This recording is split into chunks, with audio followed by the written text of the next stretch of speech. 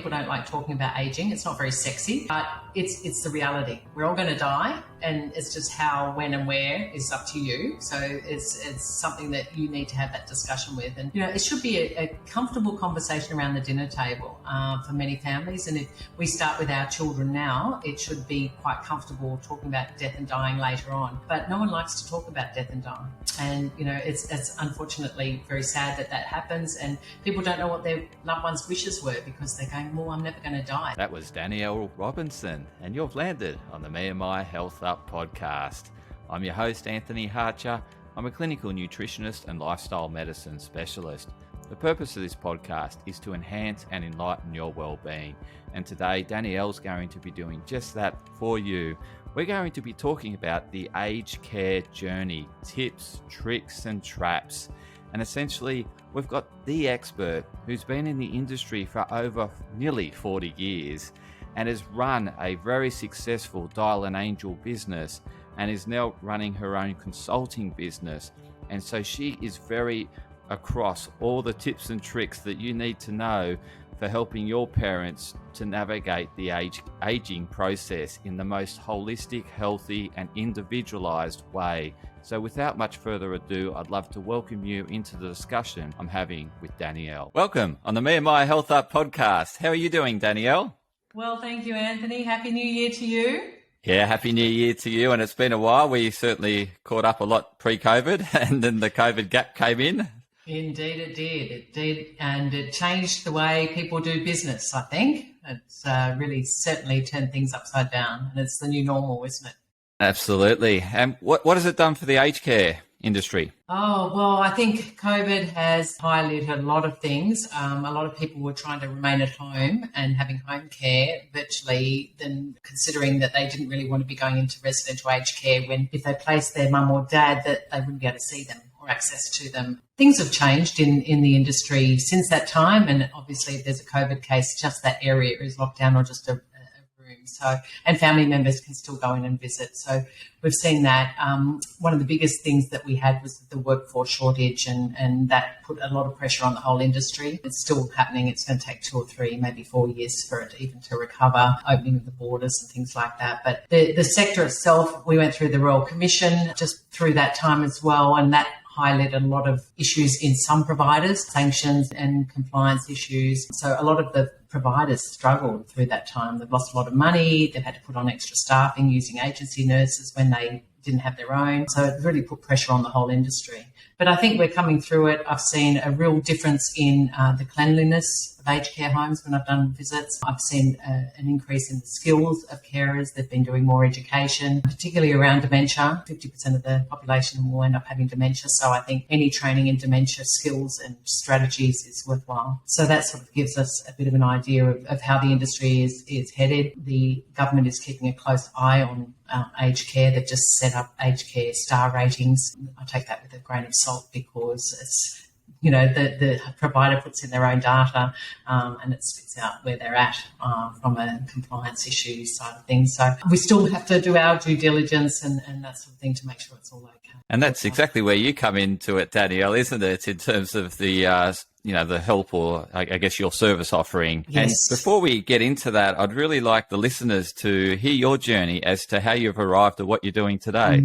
Well, it's a long journey, 36 years, nearly 37 years in the aged care, home care and disability care industry. But my mum started a company called Dial an Angel in 1967. I was born in 66. I was only a tiny baby when she was really unwell after having me, 3 children, 6, 3 and me as a brand new baby. She was quite unwell and in those days there was no help to be had from the government or any private services for home care. Mum did get over her illness, but she was vacuuming the floor one day and thought, I wish I could have dialed an angel. My dad did ring the local council to see if there was some support for an emergency housekeeper, just someone to do some shopping or some cooking or looking after the kids. But the council had said to him, you should have booked 9 months ago because it was as a result of having a baby or a confinement. And Dad said, well, my wife didn't know that she was going to be unwell and we wouldn't have fallen pregnant in the first place if we knew that we had to book 9 months in advance. But it did. Mum just had this idea. She had an angel to someone to come and support her and help her in the home, help her with the kids. Anyway, fast forward, my dad was sick of hearing about this idea. Mum got out some butcher's paper, wrote a business plan. My mum was a pharmacist by trade, so she had no clue what business was about, but she wrote down how she saw a business or an agency to support young mums initially and families to be able to get support at home. Took it to the local bank manager and he said, well, I love the idea and I can lend you up to $200 to start this business, but take the paperwork home to your husband or father to sign and we can organise the funds. Mum said, well, I'm sorry, my husband's less than enthusiastic about this and my father's passed away, so it has to be on my own recognizance. And the bank manager said, I'm sorry, I can't lend money to a woman. So that was like red rag to a bull to Mum. So she rolled up the business plan. But in those days, bank managers did move around quite a bit and he had 3 young children and Mum said, where have you come from, your recent move into this branch? And he said, Wagga, which was a regional area, Wagga Wagga. And he said, Mum said to him, I would like you to take this business plan home to your wife and see if she would have used it because they had 3 young kids. So he rang Mum the next day and said, come and get your $200 bank loan. My wife wouldn't sleep with me if I don't lend you the money. She thinks it's a brilliant idea. So Dial an Angel was started on a $200 bank loan. I was the kid. My mum went on to have a 4th child as well, mad woman. But so 4 kids under 8 and running a business that she didn't know that was going to take off like it did. But I was the kid that always said I would never work in the family business because before and after school we were always in the office, school holidays. We very rarely had family holidays because running family businesses, my dad was in his own family retail menswear business. So we didn't have holidays and my life was consumed by Dial an Angel and I just thought, gosh, this is terrible. But I didn't realise at the time that we were helping so many thousands of families around Australia to get the support they needed in the home. So we ended up, in 1986 came round, I finished school, I studied hospitality management, hated working in hotels and it was just back-to-back shifts, not very much money, on my feet. So I decided I'd finish my diploma in hotel and catering management, but I'll take a break. And Mum said, no, you don't take a break. Come and work with me for 3 months and determine what your next steps are going to be like. Mum was had a strong work ethic. Our family had a strong work ethic. So she said, no, 3 months, is it going to give you an idea of where you want to be? Fast forward, I went into the business. It was all paper-based. In 1986, it was paper-based systems. So I started looking at the processes and how we did things and tidied those up. And I could see working with the recruiters, how they did it. And I tidied that process up. And then we started thinking about computerization. And I could see how a database could work to help us do the bookings and scheduling. So I just planned out that sort of thing and we had a database built for us in 1986, 87. It was very clunky, but it was what we needed just to sort of get rid of the paper. And then that integrated with an accounting system and payroll and we grew. So we had 3 offices at that time and we ended up with 10 offices Australia-wide. 3 were franchised, so Melbourne, Adelaide and Perth franchise, so I've got quite a bit of experience in franchising, and then 7 company-owned offices, and they were right around Australia. We had 40,000 clients, 10,000 angels, 85 office staff. So it was quite a big operation, and after 17 years of working alongside Mum, she decided in 2003 that it was time for me to take over the reins, and she said only Prince Charles had a longer apprenticeship than me, so she stepped aside. She gave me 6 weeks' notice. I'd virtually been providing the operations and running the operations at that time. And so I took over as CEO in 2003. And I could see after the Productivity Commission was talking about the aged care sector and that things were going to be changing. There was going to be this tsunami of greys or older Australians looking for care and support. And I knew that from day one, Mum always had a problem getting good quality angels to do the work. We always had plenty of clients. The demand was there. And from day one, Mum had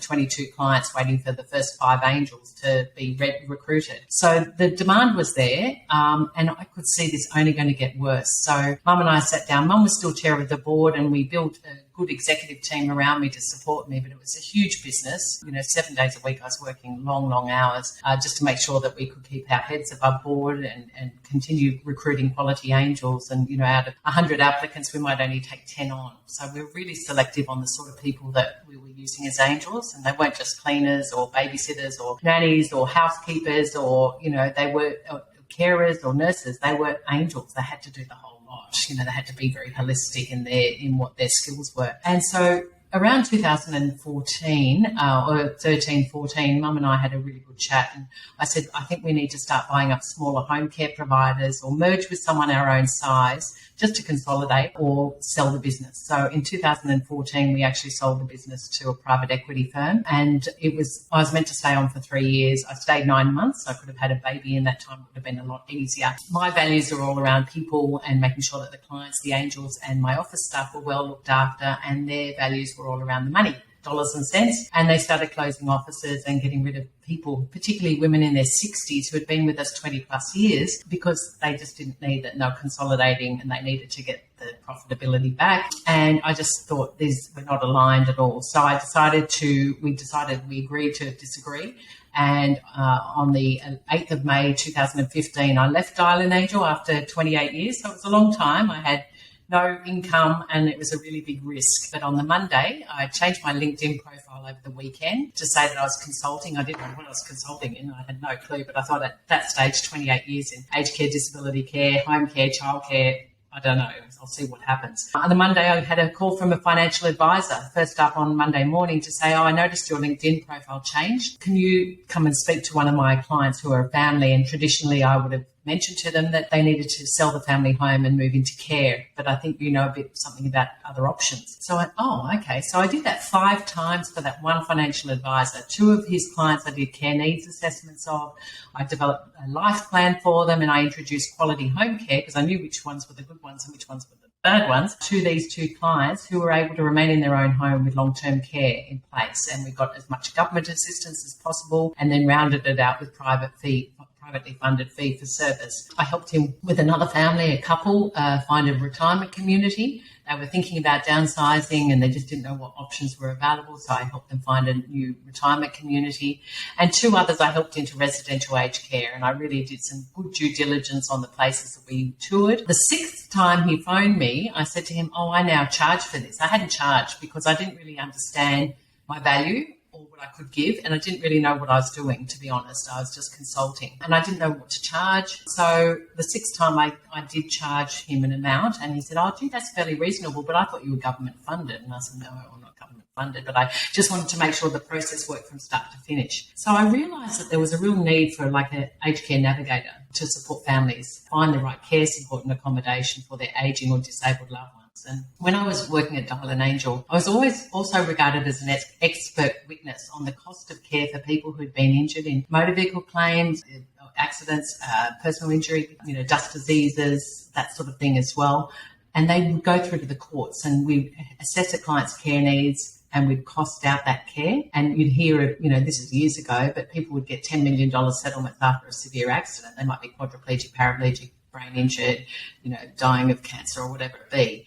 And they based the rates on Dial and Angel's rates. So that's how we got involved in that. So Mum was the original expert witness and I learned how to do that from her. And then I developed my own skills. And so that actually helped me develop my own way of doing the care needs assessments and doing a beautiful life plan for a client and determining their next steps as to how they were going to live their life and live their best life. And my passion is absolutely home care, and I try and keep people at home for as long as possible, but sometimes that's not possible.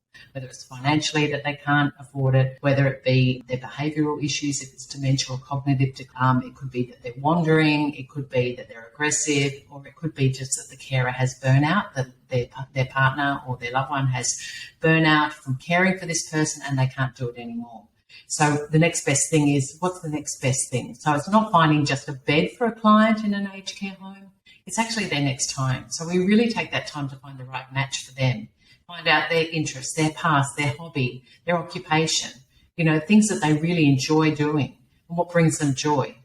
And by doing that, I find the right aged care home for a person. It's usually respite with a view to permanency. I've never had to move a client. Once I've moved them once, that's it. And so when people say, I've moved mum into care and I'm not happy there, and I'm going, well, that's why we take the time initially to make sure we get that right fit, because moving a person, particularly with cognitive decline, can stir them up terribly. And, it's a really, they're out of their own familiar circuit, like their own home, their situation. They've got different people around them. There's noises that they're not used to. So it's actually finding that right fit. So I really take that time to tailor the care to suit the client's care needs and wants and wishes within their financial capacity to pay. So it's often working with the adult children who are probably your listeners to get that right outcome for their loved one. I've got a number of clients who live overseas and their parents are here in Australia and they're going, oh my God, I came home at Christmas. And I think this is why I'm being so busy over Christmas is they've gone, oh my God, I didn't realise mum was so bad, or, she's not coping at all well. We've got to have the conversation. And often I'll come into that conversation and it's not so much saying to the person, you're not coping. It's actually, how can we support you to remain at home? And it's not using the word care. And these are some of the trips and traps that I was talking about to you, that people using the word care, mum, I think you need care. Well, that's just going to put that brick wall up and they're going to say, no way, they don't need care. How can we support you to get the outcome you want? And so I gently work with families to make sure that we get the conversation and the wording right. And that's where the success has come. And over the last 8 years, since I started DR Care Solutions, I've helped over 500 people, individuals, and it's about 375 families to find the right care, support and accommodation for their ageing and disabled loved ones. And disability care is quite challenging as well. So I've got a number of clients. I've helped about 25 clients through the NDIS and getting the right outcome. I've had a beautiful client for the last 7.5 years with home care, and he's actually my age. He's actually a year older, so he's 57. He has Huntington's disease, and we've kept him at home with home care for as long as we could, but now it's a time where his condition has deteriorated. So we moved him into a group home, but we've continued his home care support, even in the group home. So 5 hours a day, 7 days a week, his old carers come in and take him out into the community as they've always done. But overnight now he's got care, and he's got care on site 24/7. And if he, his mobility changes and he can't go out, he's already in that environment. So one move. So that's been a great outcome. And that's been one of my longest standing clients in home care, and making that transition just re-engage me to find him the right next home. So that's what I do in a nutshell, a very quick nutshell. Thanks for sharing, Danielle. It's certainly very much that client-centered care, understanding their needs, their specific needs, and then tailoring a solution, that being a very holistic solution. You take into consideration a whole lot of aspects in terms of someone's care. And it's not just in Sydney either, it's just right around Australia. As I mentioned, I just came back from Byron Bay. I've got a client in Adelaide, I've got clients in Canberra. So it doesn't matter where a client is, we work with you to get the right outcome. Yeah, fantastic, and certainly needed in this day and age with the baby boomers, getting into those later years. And so the Gen Xers are juggling a lot in terms of family and careers, and now they got their parents. And I'm a Gen Xer, and I've done it for both my parents. My dad had vascular dementia and passed in 2018, so I helped him with his end-of-life journey. My mum had ovarian cancer and died in 2021, so we had her end-of-life plan done. People couldn't believe that we were so organised, but we captured their wants and wishes early enough so that they could have actually lived the life that they wanted, right? So what I say to people is plan ahead. No matter how old you are, it could be our age, even younger, people in their 40s. People in 40s get early onset dementia, they have strokes. Getting your estate planning in place, getting your financial planning in place, and then thinking about what you want as you age, where you want to age and how you want to age. So it's a very holistic approach, as you said. And just that point you raised earlier in terms of how to approach the topic with your parents, because there's a number of Gen Xers or certainly listeners that are thinking, well, I really want to, help my parents. They're just not seeing that they probably need, a high level of care because, I'm busy just, living my life and doing my career. Yeah. And so how do you go about approaching that conversation, given that you, as you said, if you mention the word, you need some additional care. Yeah. Red rag. But look, I think the best thing to do is find out who's the closest person, who's the closest sibling to that parent, who has the most calm manner. Make sure that you have that conversation in a quiet room. Don't do it around the Christmas table or Easter table or, where there's kids running around or noise or music on. Just a quiet cup of tea around a table and just say, look, mum or dad, I've noticed that you seem to be struggling a little bit, with the bathroom. Start with the cleaning stuff, because who loves cleaning? No one, very rarely. So, mum, you don't really like doing the showers. How about we get some support in to help you do that?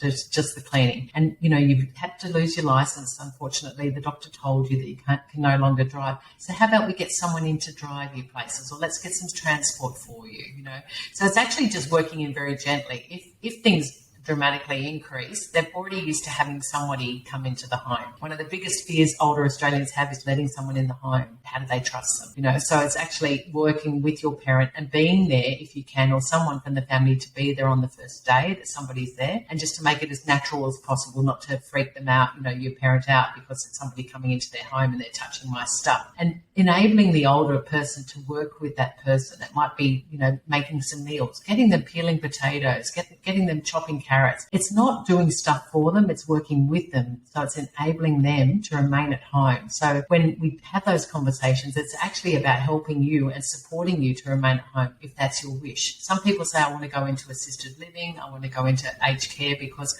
I just have had enough, I can't manage the home anymore. That's rare. Most people don't want to go into care, but it's actually just taking that next step. If by chance somebody has a diagnosis of dementia and it's mild, they can live at home for many, many years before it's too hard for them to be at home. If by chance that they have a severe case of dementia and they've deteriorated to a point, never say as a family member that you need to move into care. Use the geriatrician or your GP to do that so that it doesn't affect the relationship you have with your parent or your loved one. So to me, that's really important when the family go, how are we going to tell her she's going into care? I said, you don't. You leave that to the GP or the geriatrician, okay, or the psychiatrist or whoever it be, a specialist, not the family. And it's usually the person who's in hospital and they say to the person, you can't go home. And that's a real in for the family to say, okay, well, you can't go home. The doctor said, and so they're not taking out that resentment and issues with you as a family member. So that the relationship can actually improve significantly if you're not the one driving it for them, pushing them into care. Sometimes that is very hard to arrange, but I will always encourage you to let somebody else tell them, not the family member themselves. So hopefully that's a bit of a tip as well. It is. So, yeah, obviously started as a sort of a bit of a trap that people can find themselves in, and then you've helped them, come through that with some tips. What are some other common traps or tips that you could, really share with the listeners around this whole process of, I guess... Planning ahead. Planning ahead. And anyone over the age of 65 that starts to have,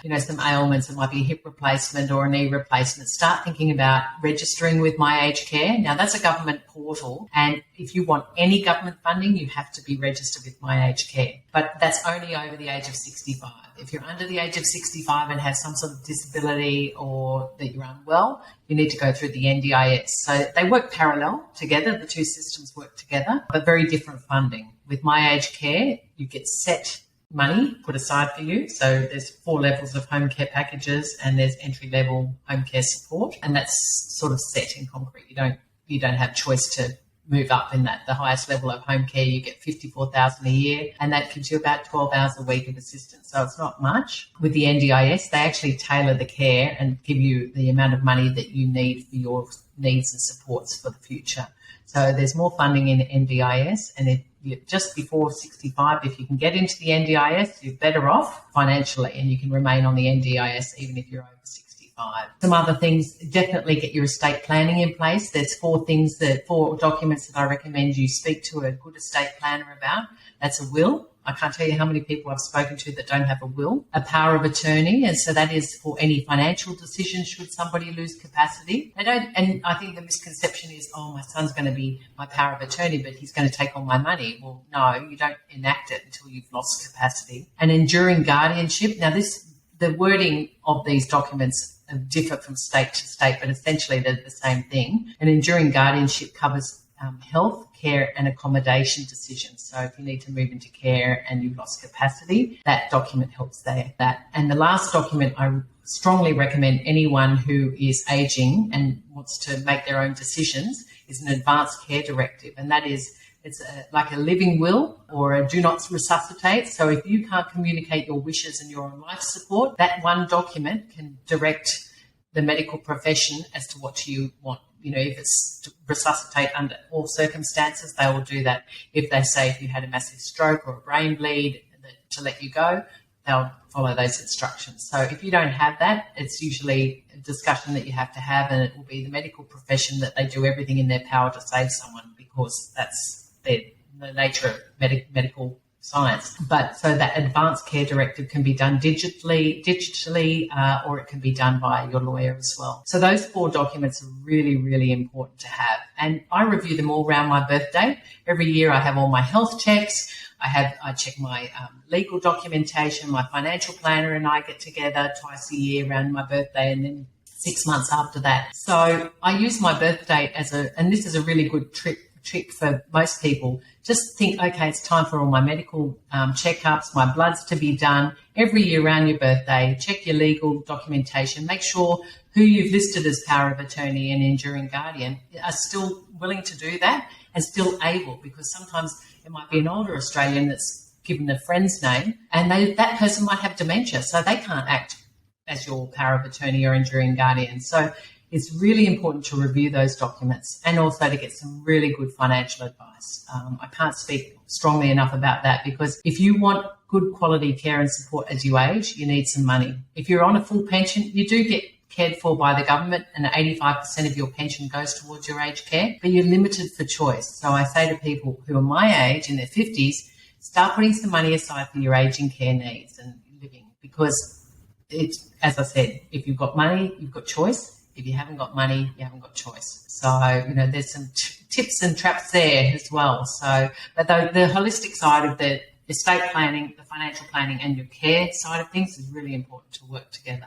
And never early enough. So never early enough. I've got a 30-year-old daughter and a 27-year-old son. They've got powers of attorney, enduring guardianship in place. My daughter's just doing her will because she's just bought a property. So if you've got assets and if you've got children or siblings, you need to make sure you've got all that coverage, because we all drive cars, we all travel, we're all living, a good life. And sometimes people get hit by cars in car accidents or whatever, and things change very quickly. So by having a plan in place and making sure everyone knows what your plan is and what your wants are, just makes it easier.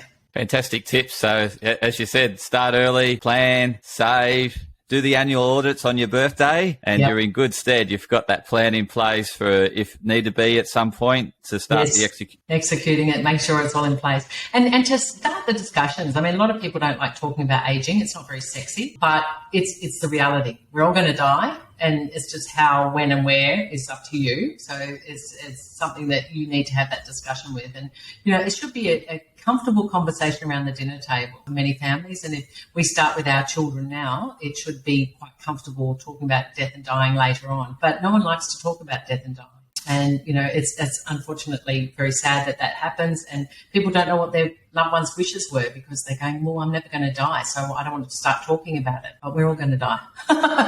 We're here for a short time, a good time, short time. But, I can't believe I'm 36, nearly 37 years in the industry. At 57 years of age, I'm going, I'm 56, but turning 57 this year. And I'm going, so much has been packed. I've seen so much change in that time. So can you imagine what the next, 3 decades is going to be like? And, I want to see that. I want to see that plan and live it out as best as I can and as well as I can. Keeping healthy, eat good food, exercise, enjoy good company. The communication and the community and sense of socialisation for a lot of older Australians is really, really important. They become lonely. And I think there's a bit of a misconception that people want to remain at home with, with home care coming in, but that's intermittent.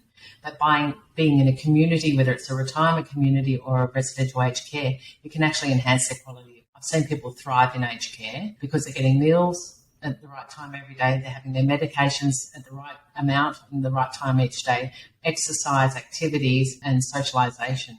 And that's the holistic view of what we should all be striving for in our lives. Maintain friendships, maintain exercise, good food. You're all about that, Anthony. So, to me, it's important that we look at that holistically for our aging care needs as we age. Absolutely. Healthy aging is really great. You want to have the quality of life too, don't you? As much as you want the life, extended life expectancy, you certainly want to make sure that's of high quality. Yeah. And the financial piece is important too, but it shouldn't be the driving force, because I've seen, look at Steve Jobs. He had so much money, and look at Kerry Packer, so much money, but that doesn't help your health.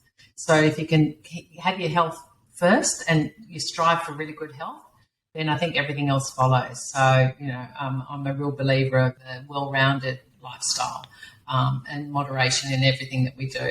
And it's not easy. I've just taken up Pilates and I'm really enjoying that. It's very different from anything else I've ever done. I've been a rower and a softballer and a runner and a tennis player, but the Pilates is a different way of thinking, and it's stretching. And, I'm using muscles that I never thought I had. So, you're never too old to learn something new either. And I think you've said that in all your podcasts, that you're learning something new from everyone else's discussions.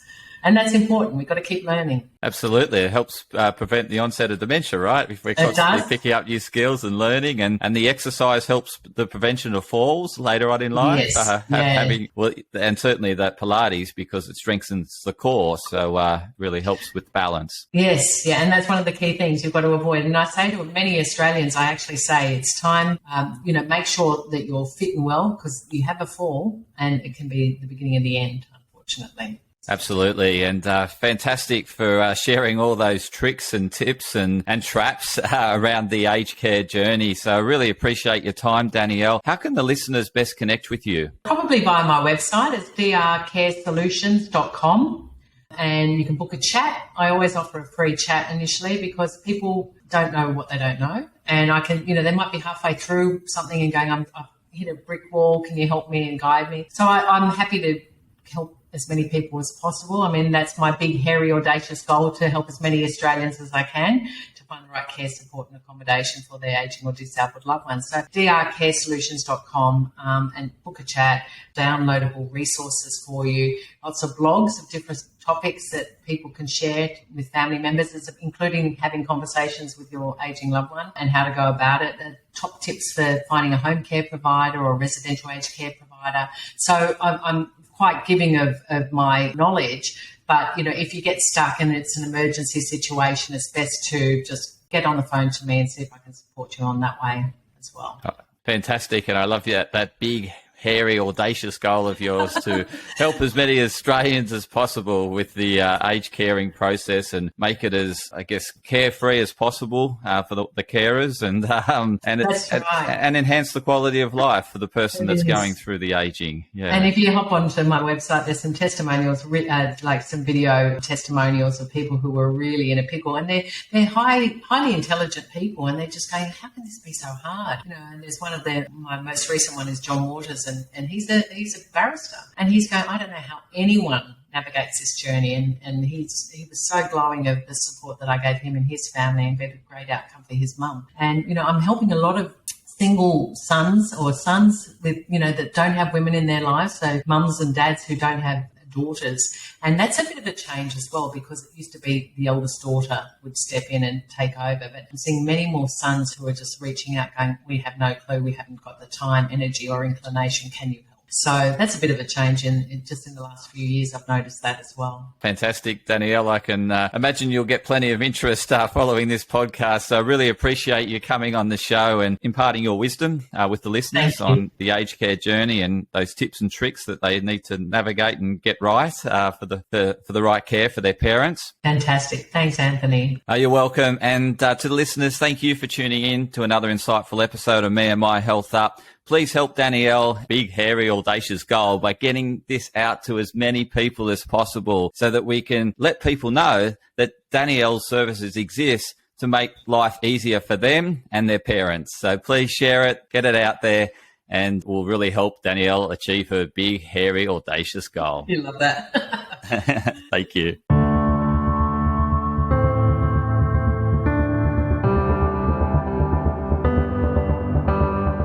Podcast disclaimer. This podcast and any information, advice, opinions or statements within it do not constitute medical, healthcare or professional advice and are provided for general information purposes only. All care is taken in the preparation of the information in this podcast. Connected Wellness Proprietary Limited, operating under the brand me&my Health Up, does not make any representations or give any warranties about its accuracy, reliability, completeness, or suitability for any particular purpose. This podcast and any information, advice, opinions, or statements within it are not to be used as a substitute for professional, medical, psychological, psychiatric, or any other mental health care or healthcare in general.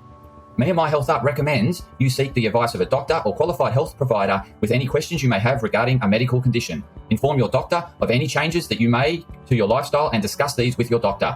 Do not disregard medical advice or delay visiting a medical professional because of something you hear in this podcast. This podcast has been carefully prepared on the basis of current information.